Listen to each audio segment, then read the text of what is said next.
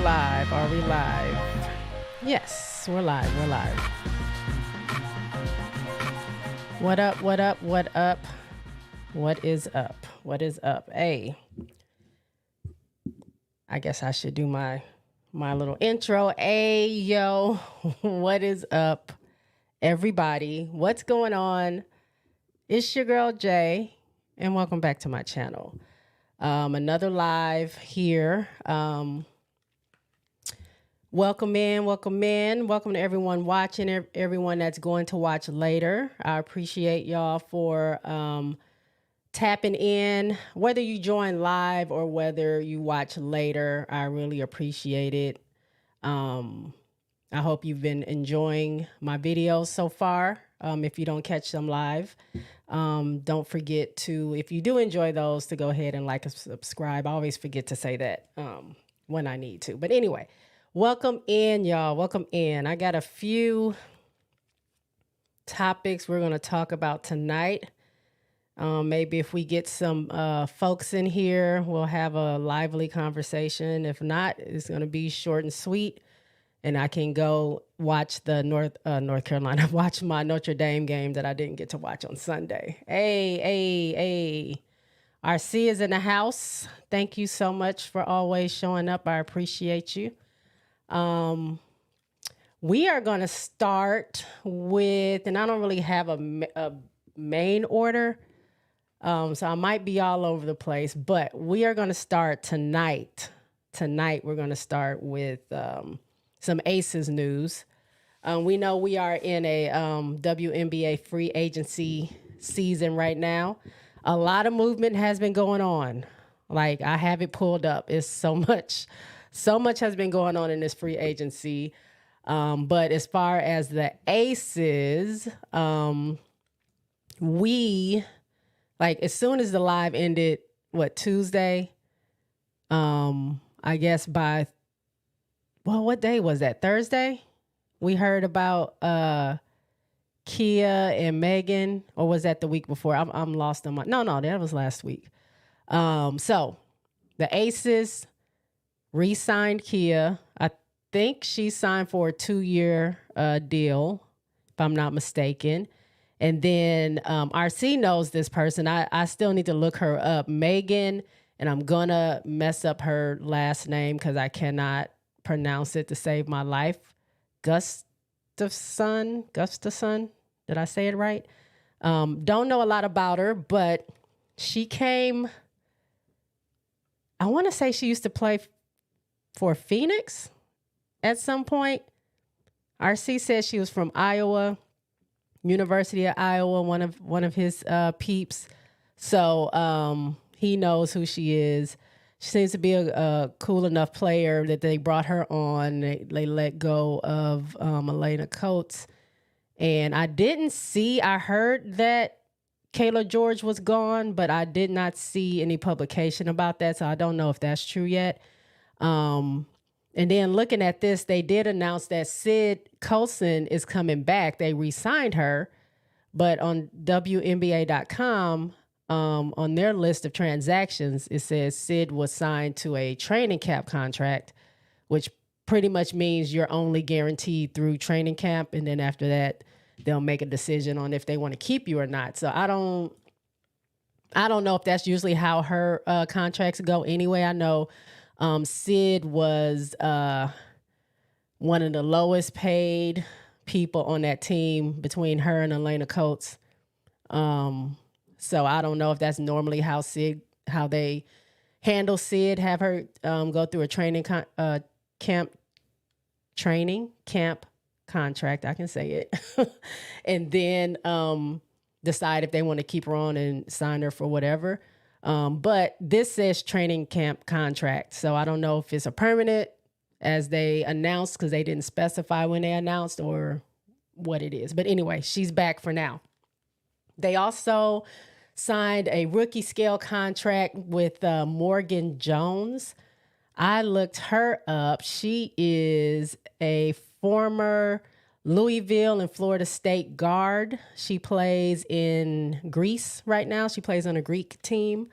So they're bringing her over. They also signed on, and I don't know if I'm saying her name right, Camaria McDaniel, who's a former Michigan State guard who is playing in Turkey right now. So they're signing her to a rookie scale deal as well, if I'm not. No, they're signing her to a training camp deal. So we have that. And then as far as we know, that's it. We still don't know anything about Candace. ESPN reported that we probably wouldn't get an answer from Candace until we get closer to training camp, and training camp will start in April. So it's just about her rehabbing and making sure she's good. And I'm sure it's a big decision to make. So she's not rushing to make the decision, especially if she doesn't have a deadline necessarily that she has to have it in or anything, have her decision made yet. So they said closer to April. So I guess we'll just wait and see what's going on with that. So we also have I think we had a late first round pick. Sorry, y'all. I don't know why I drink carbonated drinks while I'm live, and then I always have to burp. Sorry. But what was I saying? Oh, I mean, whatever Candace decides, she can decide. We do have another pick, a draft pick, I believe. So we'll see what we get. I'm interested to see. But some other big moves. Last time, I believe, all this happened after the live. So we know NCAAW is going to Seattle. NCAAW is going to Seattle, where Skylar Diggins-Smith is. So it's going to be them two and Jewel Lloyd together. That's going to be super interesting to see. Atlanta got everybody. Atlanta got Tina Charles, who's coming back to the WNBA, Ariel Powers, Nia Coffey, and Jordan Canada, all in Atlanta. That's going to be interesting to see. Some of the other, we still haven't heard from EDD, Aleda Deladon, yet to know what she's going. She hasn't really made her decision yet. As far as I know, I haven't heard anything. What else? Oh, the big thing that I just heard earlier today is Kalia Copper was traded from Chicago to Phoenix. Like, I wasn't expecting that. And Chicago got a lot in that deal from Phoenix. They did Kalia, and they gave the exclusive negotiating rights of Morgan Birch to Phoenix as well. And then Phoenix got Chicago got a bunch of draft picks. Like, I don't know. I know they're in a rebuilding stage, but it looks like it's going to be crazy. Let's see what RC's been saying. RC says, I feel like it's a training camp contract. You really got to beat someone out for that spot. Yeah, that's pretty much what it is. Like, they'll sign you to the training camp, test you out, similar to AC talked about that when she, got drafted into the WNBA. She ended up, I don't know if they signed her to a training camp contract or not, but both years she tried out for a team, and both years she got cut right before the last cut or the final cut. She got cut from those teams. So, you're there, and if you're not performing or not, giving them what it is that they feel like they need from you as a player, then they'll cut you. And I know Sid's been everywhere overseas. She's not played with the WNBA for a while. She's come back, so she knows the ups and downs of it. Them signing all these players makes me think they're going to punt trade on their multiple draft picks this year. The Aces, you think so? Because how many spots really do they have available?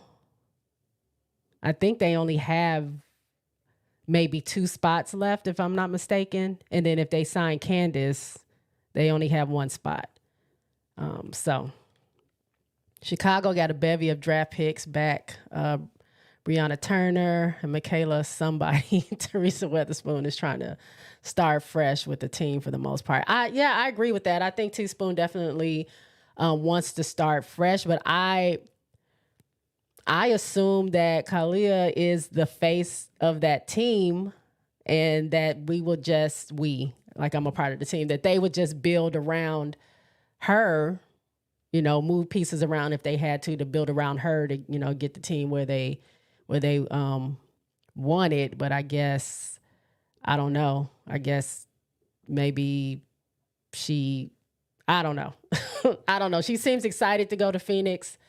She's happy about it. I don't know where she's going to necessarily fall into. She's going to start. Somebody on that team is going to have to go to the bench. So I don't know. We'll see.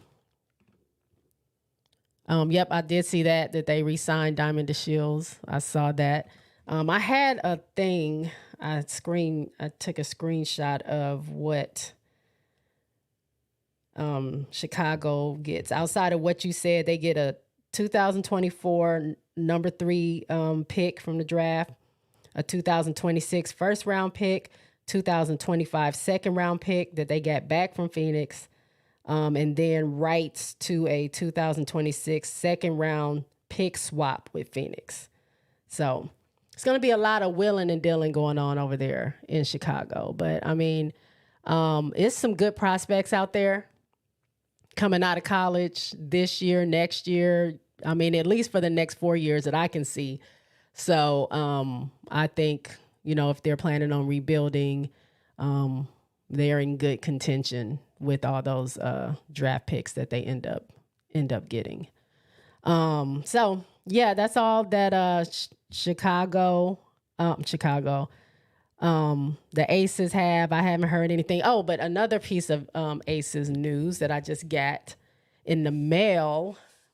My pre-order of Asia's book. I know the light is kind of drowning her out, but Dear Black Girls, Asia's book that just dropped today. I pre-ordered it.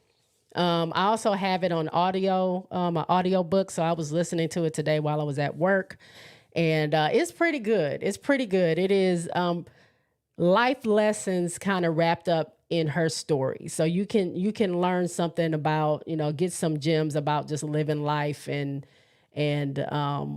navigating through, things that you deal with through life, looking through the eyes of Asia Wilson and the things that she had to go through. So actually really good. Like I just listened to the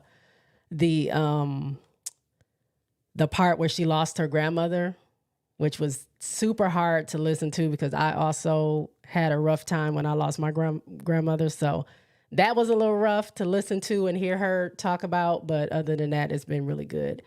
What up, Kyle?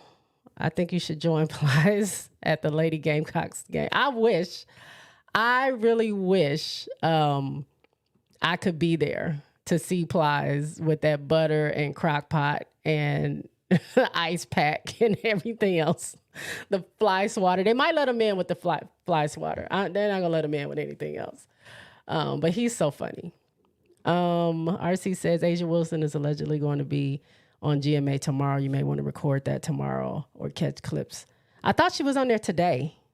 I think she was on there today. I was just going to check YouTube because I don't know when GMA comes on. I think she was GMA today and she's going to be on the late show or something tonight. But I figure I would catch all that. Somebody recorded it or Aces or somebody will put it out where I can watch it on the YouTube. So I'll definitely be checking it out. Yeah, it was today. I saw clips because her mom posted it.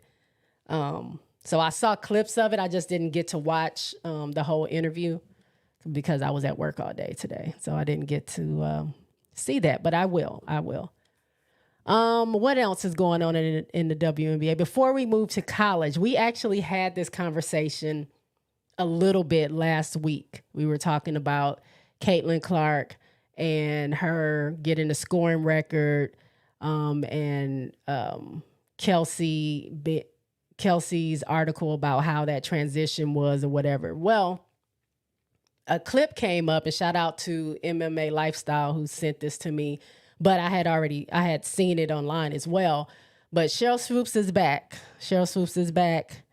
And this time, instead of talking about super teams, she was talking about how she felt Angel and Caitlin Clark would do in the league. So, hey, there he is. Speaking of the devil, what up? So we're gonna watch this little clip, and then we'll talk about it on the other side. So hopefully I have it queued up, and then y'all can hear it. Okay. So let's see. Angel will eventually be a good pro. I don't think Angel will come into the league immediately and dominate the way people think she will. And I say that for people who have never watched a WNBA game. It's good. Like there's talent. Like these women can play. And because there are very few roster spots. Like it's a real job. So people look at new players coming in, whether that's out of college, players who've been overseas, and they look at that and say, oh, you trying to come take my job. Like, nah, it's not gonna be that easy. So will Caitlin Clark be a good pro? Absolutely. Will Caitlin Clark come into the WNBA and do what she's doing right now? Immediately? Absolutely not. Not gonna happen. Okay. Not on the right team? All right, so y'all heard it. Sheryl says that Angel and Caitlin will not come into the league dominating. So the first thing is Sheryl Swoopes is GOAT. So I've been hearing a lot of people trying to drag Sheryl Swoopes online, mainly because they're huge Caitlin Clark fans. So RC, I'm interested to know what your thoughts are. I don't think she was dragging Caitlin. She's been in the league. She is part of the first dynasty of the WNBA. She knows the ins and outs of it. And I think she knows best. I can't argue with Sheryl Swoopes. Like, I've never played in the WNBA, so she knows what she's talking about. I will say I'm very surprised, and this is just a small clip of this conversation. I wasn't able to find like the full. I guess she was on Gilbert Arenas' podcast. I wasn't able to find the full thing. I probably didn't look hard enough or whatever, but I'm very surprised that she mentioned Angel's name, the way Angel gets so much hate and people don't think that she's a great player now. So whoever brought up that Angel would dominate in the WNBA, I'm just surprised by that. I think she's a great player. I think she needs to work on a couple of things that we talked about in here before. And I think she'll be great. But I never think anybody just coming out of college is going to dominate at the next level. I think they will be great, but I mean, it takes a special player to do that. I'm not saying they're not special, but it doesn't happen super often or as often as people may think. Like it's like she said, it's a real job. As far as Caitlin Clark is concerned, like I'm listening to what Kelsey Plum said, because Caitlin is essentially chasing the scoring record of Kelsey Plum, and Kelsey has been through that. She understands what she's doing these days and what an impact it is. But Kelsey also had that scoring record and then came into the WNBA and struggled a little bit. So I think there's several factors dealing with that.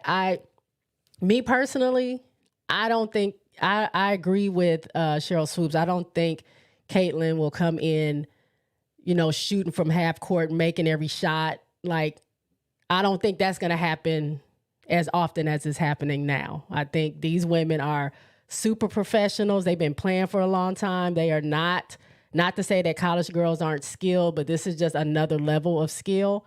And I don't see that. I'm not saying it's impossible. I don't see her coming out of the gate being dominant. And then also about that roster spot, WNBA doesn't have any developmental space.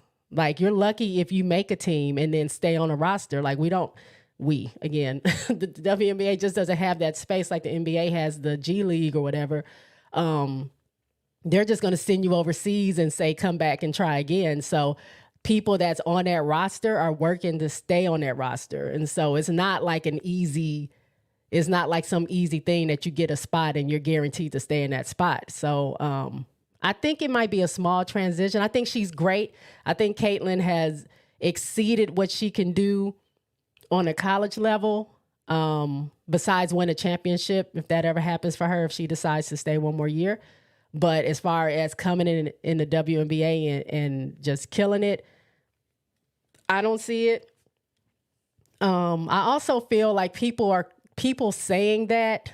There are some fans that may say that really truly believe that, but I think a large amount of people who believe that Caitlin will come in and just wash everybody is because they don't believe in the skill of these women playing basketball. Like, they think that they're less than. So it's amazing for them to see someone like a Caitlin Clark be so dominant. And if you already don't believe in the women that's playing professionally already, you don't think they have skill. You think they're boring. You think that they're not, it's not worth watching. Then yeah, you see someone like Caitlin Clark and you're like, oh, she's going to go to the league and just run past everybody. They don't really understand that these women are athletes for real. Like, they do this. So I think that's also where a lot of it comes from. But let me check the comments. Where was I at? RC wanted me to talk about swoops, which I'm doing now. Everyone should know Seattle Storm are not a super team, but they are big three. They're not a super team unless Elena Deladon comes there. I mean, I think they've been without for so long. Like, it's kind of been Jewel kind of trying to do everything herself. So now that she has two major players, people might throw that super team out there, just like they did with the Aces. And I think they were calling them a super team before they got Candace. Weren't they doing that? RC, that was MMA Lifestyle. I'm sorry if I said RC. RC said, I was so mad I decided not to even talk about it in the video. Notice I call swoops legendary, so I'm not delusional. And it's okay if people don't agree. I'll take the word of a person that's played in the league and knows what's going on over, my feelings over a player. I was so mad. Oh, I already said that. Nobody is guarding Caitlin at half court. Nobody is if she's not. I don't know. I don't think it's gonna be as easy. Lunch break hot take. Hey, thanks for joining. I don't know. Caitlin might be able to do some things in the league, and I agree. I'm not saying she's gonna come in and be a scrub by any means. I do not think that, but I just don't. I don't think right out the gate, the performances that we're seeing now, we're going to be seeing that every time she steps out on the floor. I just don't think that. I could be wrong. I don't know. I'm excited to see.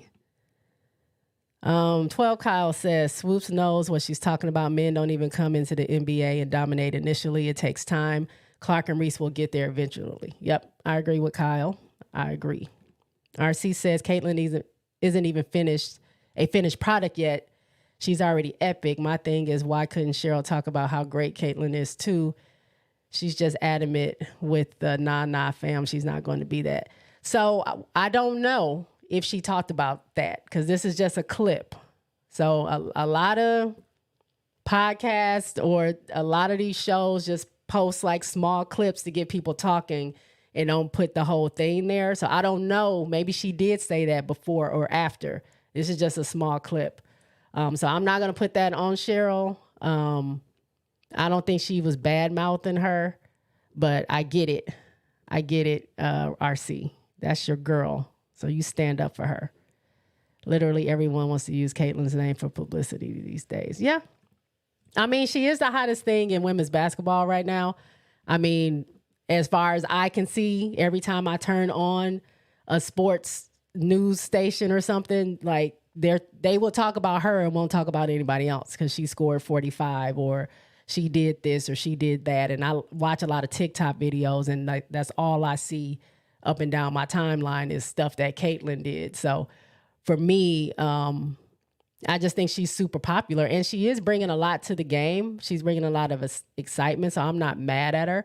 I'm not a fan. I'm not a fan of her. Like, I don't watch her and stuff like that, but I can say that I do think that she's great. And I don't know. Like Kyle said, like, people don't always just come into the next level of a professional league and just dominate. I mean, how many times have we had, I don't think since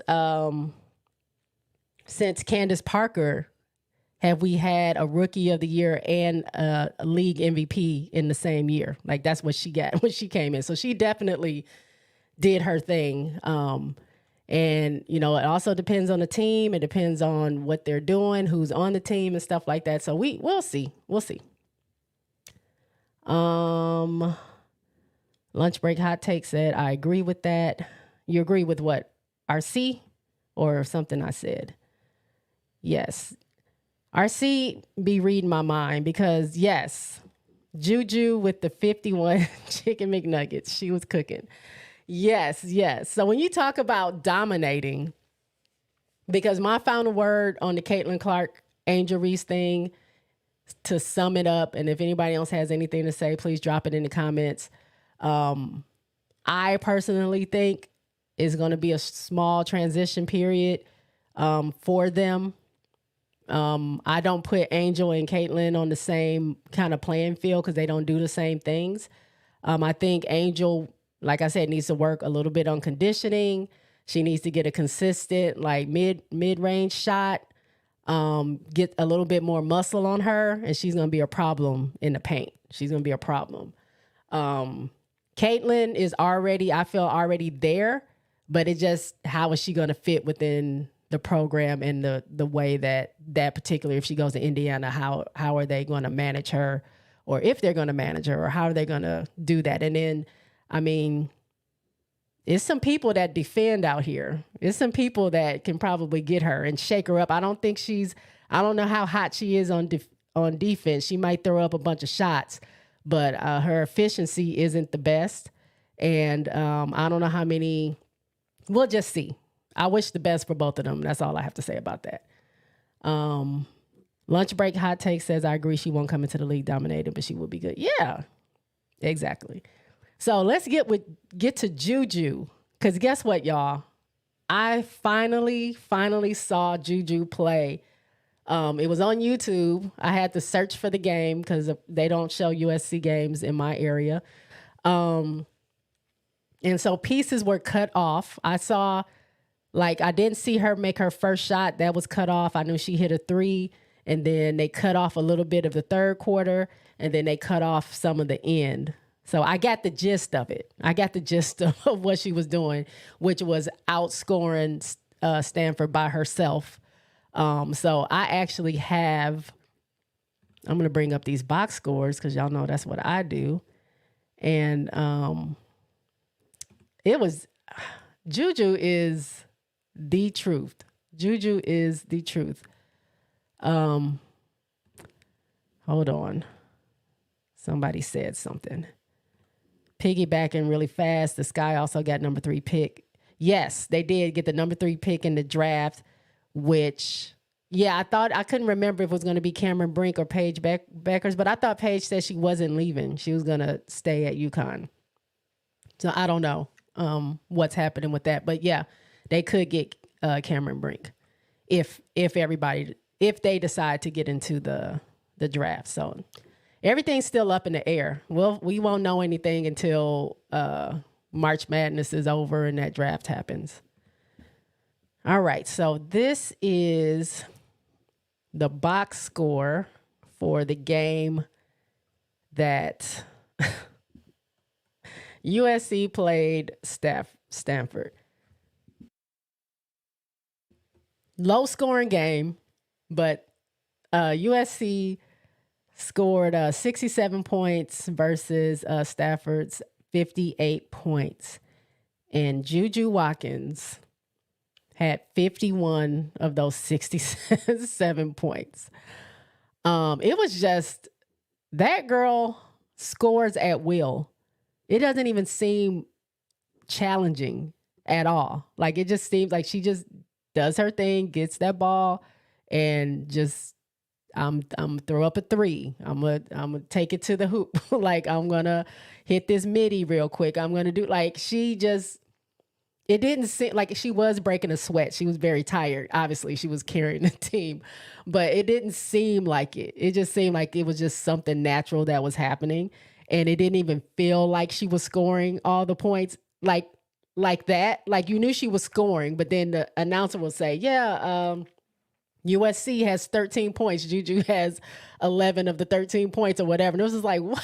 What? Like, and she was in foul trouble in the first quarter, so she didn't even play a lot of the first quarter, and still ended up with 51 points. And her efficiency was great. So as you can see from the box score here, she was 14 of 26 from the field goal, 6 for 11 3-pointers. She was perfect at the free throw line until that the announcer guy who was on TV was talking about how perfect she was, and then she ended up missing that. But she was 17 for 19 at the free throw line, 11 rebounds. The girl was balling. 4 steals. She did, like I said, she had some foul trouble. She turned the ball over 3 times, but it was all JuJu. Like, literally, JuJu almost scored enough to beat this whole other team. And it wasn't like she was ball hogging. Like, I was watching this. It wasn't like she was like, "Give me the ball. I'm making all the shots." Like, they were running their plays. She was passing the ball, and it's just her teammates could not convert anything into points. I mean, one player, Forbes, was doing well. She had 12 points. The only other 2 people that scored was Raya Marshall, had 2 points, and Clarice Akunwafo. I'm sorry if I'm messing up people's names. I really hate mispronouncing people's names, but she had 2 points. Nobody else scored. And if you look at the attempts, like 0 for 1, 0 for 1, 0 for 4, 1 for 2, 0 for 4, 0 for 2, 1 for 6, even 4 was 5 for 18. So they were throwing their shots up. 0 for 4, like Taylor Bigby didn't hit anything, missed all 4 field goals, all 4 3-point shots. It's just none of their shots were falling down, and it just, JuJu said, "Give me the ball. I'll take care of this. RC says, "If I was a Stanford defender, I would have been embarrassed that day." Truly.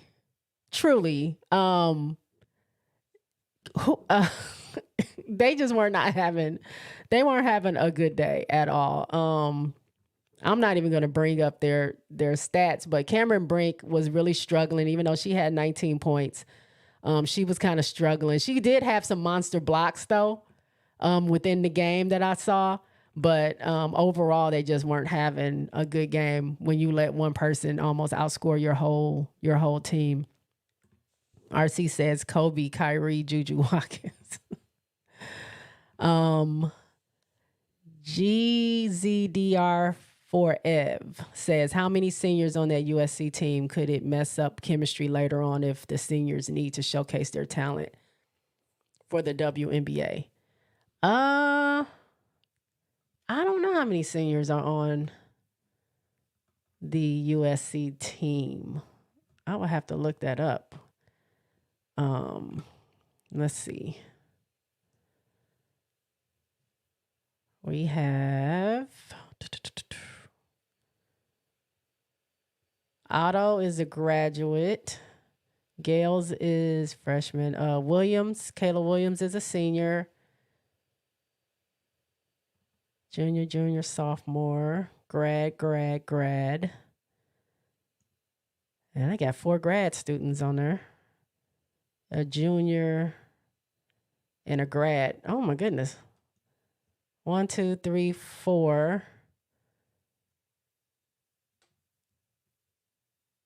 5 grads and then 1 senior. That's a lot. That's a lot. So literally JuJu is JuJu's team. JuJu will be her team. And she's doing a great job leading them. So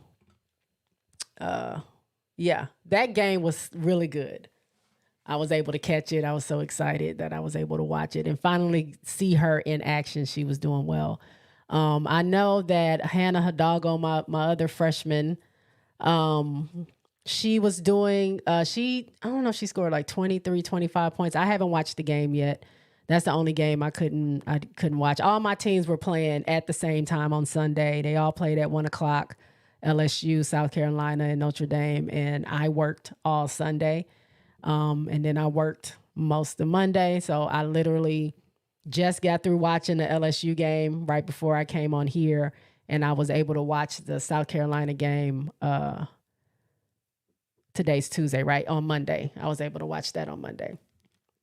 Which I want to talk about LSU because we kind of touched on this last week, but there were some questions about Haley Van Lith and if she's still, like, did she make a mistake coming to LSU to be a point guard?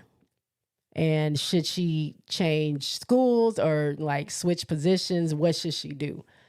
Because it is clear that this is not a natural position for her.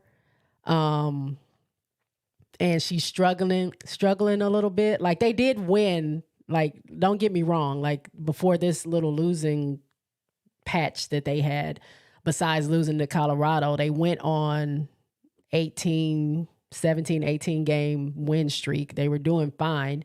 But you can still see like little things that Haley would be messing up on at the point position.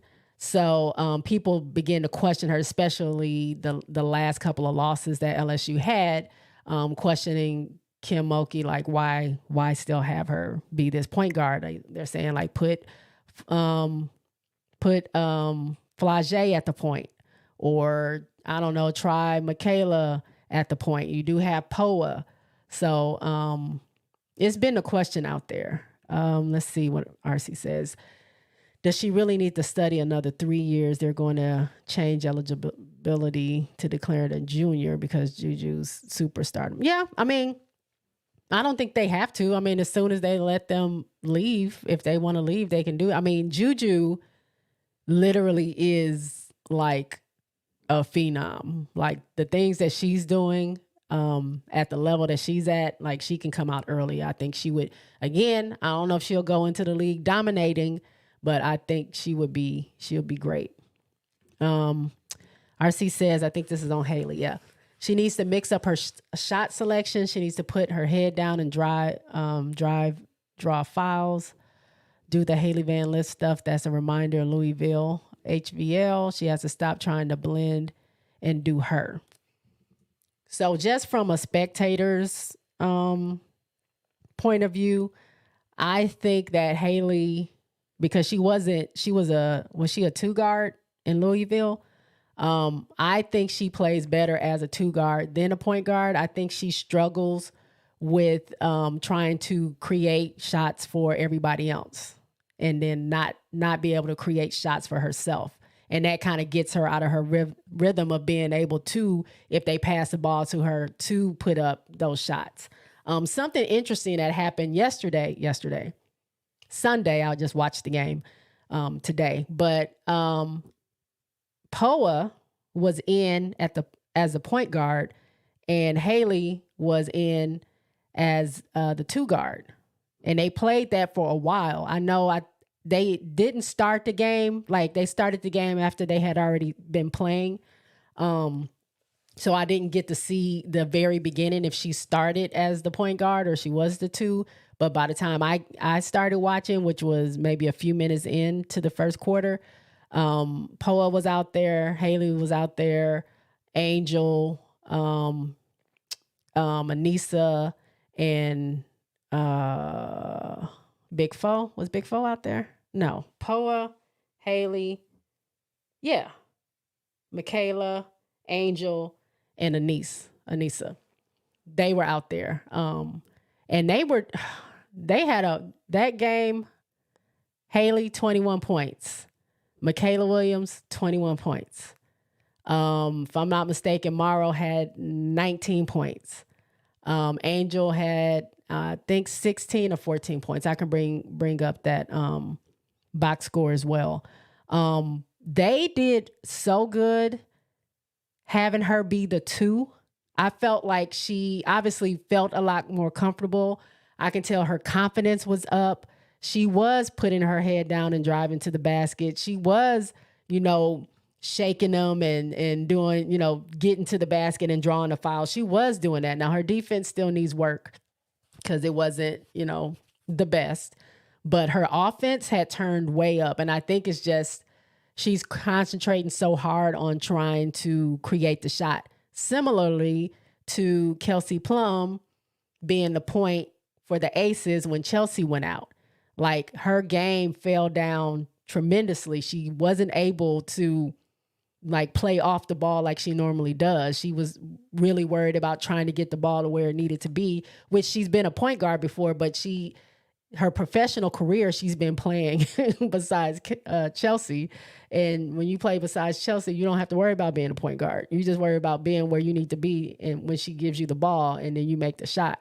So her personal game went down a lot because I felt like she was concentrating very hard to try to create these shots for her other players. And then when it was time for her to get the ball to make the shot, she was missing shots. Now, she did hit some big shots for us, but it's similar to that. At least that's what I see.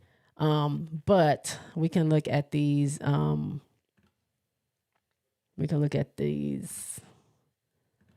Box scores really quickly, if y'all can see that. So, like I said, Haley, 21 points, 2 steals. She did have 3 turnovers, 1 assist, 7 rebounds, 9 for 10 at the free throw line. She did miss 2 3-pointers, 6 for 11 field goals.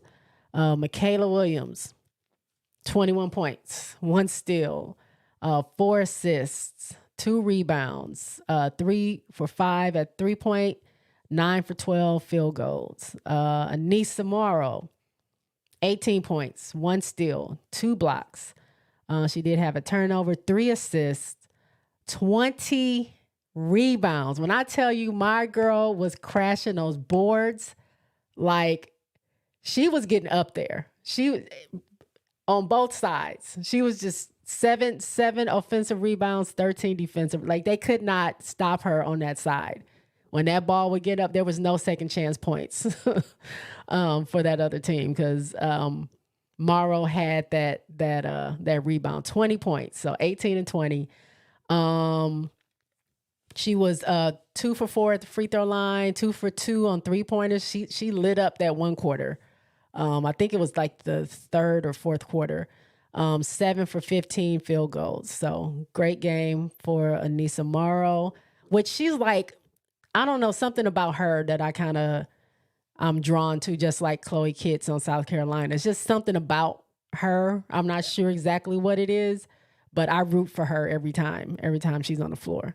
Angel had 14 points, 1 steal, 1 block, 6 assists, 10 rebounds. She got her double-double, 6 for 8 from free throw, 4 for 6 on field goals. So she didn't make a lot of attempts because she didn't have to, because Haley Van Lith was lighting people up and Michaela was lighting people up and Anissa was lighting people up. It was all around great effort. Actually, Coach Mulkey put people in the game early. I saw Janae Kent was out there early. I saw Del Rosario out there early. Like I told y'all, last tier Poa was out there running the point while Haley was at the 2. That was working really well. She had 9 points, 1 steal, 4 assists. She did have 4 turnovers, 1 rebound. She was 3 for 7 field goal. She missed her free throw. Del Rosario had 11 points, 3 blocks. She had a turnover, 9 rebounds, 3 for 6 at the for field goal percentages. So they were doing well. I mean, look at this field goal percentage as a team. 53.3% first period, 70.59 second period, 42.86 third, 36.36 fourth. They kind of fell down a little bit, but overall team 49.33% field goal percentage, 46.67 3-pointers. That first half they was lighting folks up, and then Nisa got off that second half. So let me see. Let's see. RC says she's not consistent this season, though. Who are we talking about? Haley? Todd Johnson. Hey, Todd. Welcome to the live. I love her. It's time to show the best of the best sometimes. Bruce Lee, Caitlin. Kate, are you talking about Caitlin Clark? Bruce Lee, Caitlin. Okay. She's not consistent. No, she's not consistent. But I think at this point, because it's 7 more games left in the season. Let me get out of here. 7 more games left in the season. I think that the coaching staff is now trying to figure out what's going to work, because what they were doing, once they get in the mud, they can't be doing the same thing to get themselves out.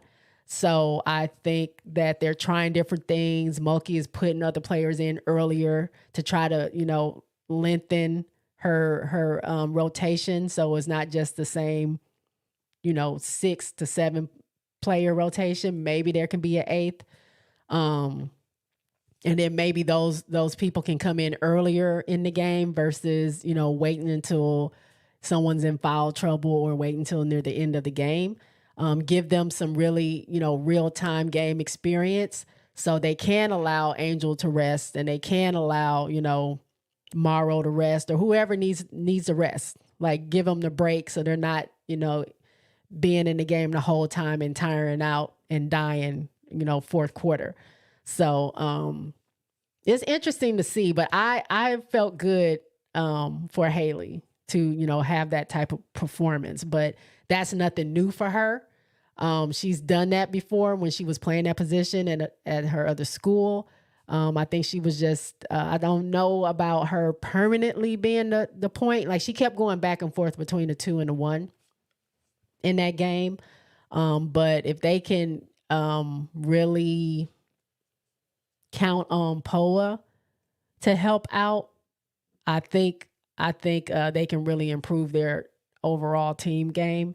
So we'll see what happens these next 7 games. I just think, like, right now they're just thinking tournament, and they're just trying to use these next 7 games to make sure they can get in some good positions during the tournament. Jay, they're putting us back at number 2, and I'm worried. The number 2 spot has been such a curse this women's basketball season. Iowa's back at number 2. Yeah, I saw that. I don't know. 2 has been shaky. 2 has been up and down. So I mean, the whole, like, besides 1 and maybe I saw LSU drop to. Did they drop to 13 from 9 or 12 or something like that?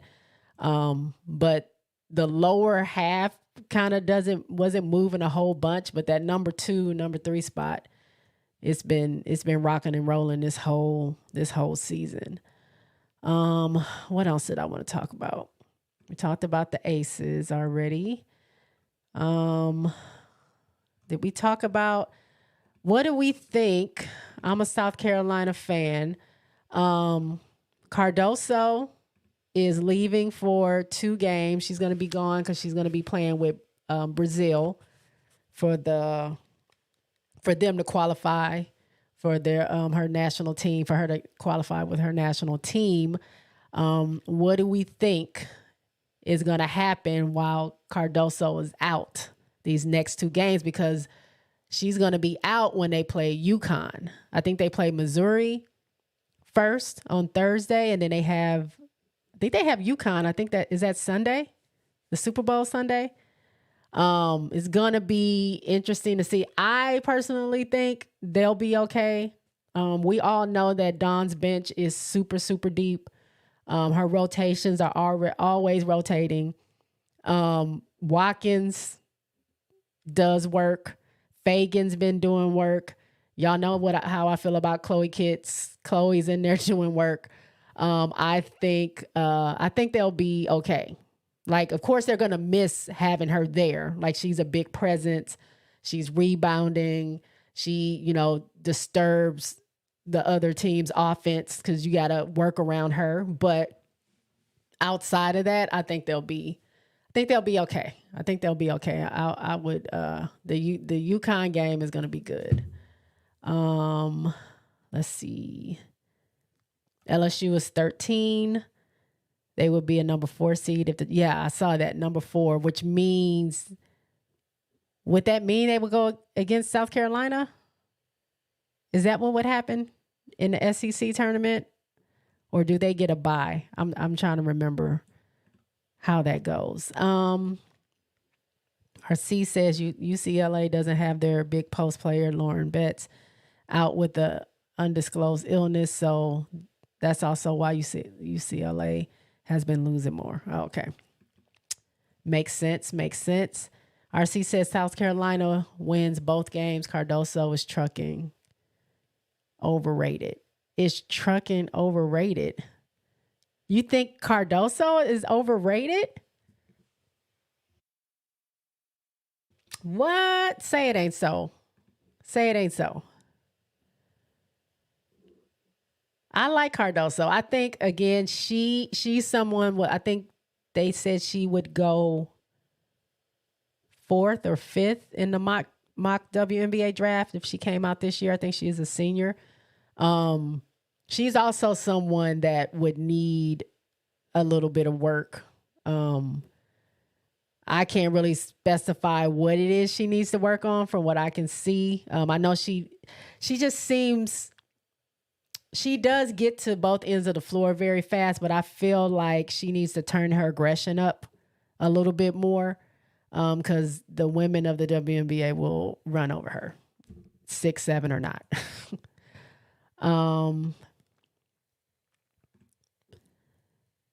No, they will still play low seed in the turn. Oh, okay. Thank you for that information. Yeah, she misses more bunnies than she should. Yeah, I mean, she needs to work on her post game is great, but anything outside of that, she does need to work on. And like I said, she probably needs to be a little bit more aggressive. But I see the way they call, like the refs, what they call on her. So that's probably why she doesn't want to get into foul trouble. So she probably plays a little more gingerly than she should, I feel. But we shall see. Cardoso is good on defense, but offensively she's clunky. Okay. I won't argue with you about that. I mean, yeah, I'm not going to disagree on that. I feel like she needs some work. She needs a little bit of work. But again, like the W is just so there's not a lot of spots. So any little thing that doesn't work for whatever team may draft her or may want her or whoever, they're going to be really critical. And if they can't get that out of you, they have to let you go and get somebody else because they don't have a space to just have someone that can't, help them get to whatever they need to get to.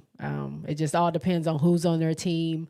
If they have a strong 5 and they don't need their bench that much, maybe they might decide to get a player that just needs a little bit more development. Maybe not. I'm not sure. But again, we shall see. Let's What else was there? I talked about LSU. The U.S., I forgot about the U.S. national team. They named their qualifying roster that will be playing in Belgium. And that team is not necessarily the Olympic team. That's just the team that's going for this tournament. The U.S. actually already qualified last year. So even though this is a qualifying tournament, the U.S. has already qualified when they won the tournament last year. This is just schematic. Like, this is just them going for the sake of going and playing and checking out the competition. So we will get, I guess, the real, when it gets closer to that time, we'll find out who the real 12 women are that will be going to, where is it at? Paris? Going to Paris for the Summer Olympics. Speaking of the WNBA again, so I'm this close to getting tickets to the All-Star game. It's going to be in Phoenix. It's July 20th. I found a really, really good seat. I just need to bite the bullet and get it. But these resellers be marking these ticket prices like up like crazy. It's like, I'm not rich, so I got to pick. If I go to All-Star and I'm trying to go to 2 Aces games, something is not working. And I'm going to Janet. Usher just said he's coming out with a show. I don't know, man. I don't know. I'm definitely going to try to get there. If I can I'm going to see if I can do the All-Star game. It's my parents live there, so I don't have to worry about, transportation or where I can stay or anything like that. So it might be the easiest thing for me to do is to go to the All-Star, and I can see everybody. Hopefully everybody's there and I can see them right before they break for the Olympics. So I don't know. During an Olympic break, I don't know if the people that made the Olympic team, are they going to play in the All-Star game as well, since it's like right before that, or what they do. I wasn't watching the last time they went to the Olympics, so I'm not really sure what they do with that. But hopefully they I get to see them if I go. And then I might just have to get my 2 tickets for Aces after the All-Star game, after that break, because it's hard out here. It's hard for me to find these Aces tickets. Like they said, yesterday's price is not today's price. Like these are not cheap. You cannot go to the back-to-back championship house and think you're going to get cheap tickets, because they don't have any. They don't have any. They're all gone. But I think that's all I have. I don't know if anybody has anything else. If you're watching, I would love it if you gave me the thumbs up. I would appreciate it. If you like this video or any of the other videos you've seen, go ahead and subscribe. I don't think I have anything else. Check out my other stuff. I'm a podcaster, so I have tons of other things, not just sports. I talk music. I talk personal stories, a bunch of other things. So check out my main page on YouTube. And I think that is it. Thank y'all as always. I really appreciate y'all that show up and come to the chat. It wasn't a huge news day, really. I am kind of shocked about the Chicago-Phoenix thing with Kalia Copper leaving Chicago, but they said free agency this season was going to be crazy, and they were not lying. This has been a crazy season so far, and there's still things to come. We don't know where EDD is going. We don't know about Candace Parker. Really, really interested in knowing what's going on with that. So we'll see. And if anything happens, of course, I'll be here and we can talk about it. So feel free. If you have anything that you would like me to talk about, anything interesting, like I said, I can't catch all the games, so I don't watch all the games. As far as NCAA, I watch Notre Dame women, I watch LSU women, and I watch University of South Carolina women. I try to catch other games if I can, but if there's a big game or something that you're interested in speaking about and you want me to check it out, just let me know. Drop me some comments. You can feel free to message me any topics or anything you want me to cover. We can talk about that. And as far as WNBA, I'm an Aces fan all day. Asia Wilson is my girl. If you haven't, check out Dear Black Girl, Asia Wilson. She didn't pay me for this promo, but shout out to her. I'm halfway through the book. It's a really good book. Dear Black Girls, How to Be True to You by Asia Wilson. Check it out. Just came out today. And that's all I have, y'all. I'm done with my commercial. Give me the likes. Give me the subscriptions. And I'll see y'all. If everything is good, I'll see y'all next week for the next Tuesday Night Live. All right. Peace out, y'all.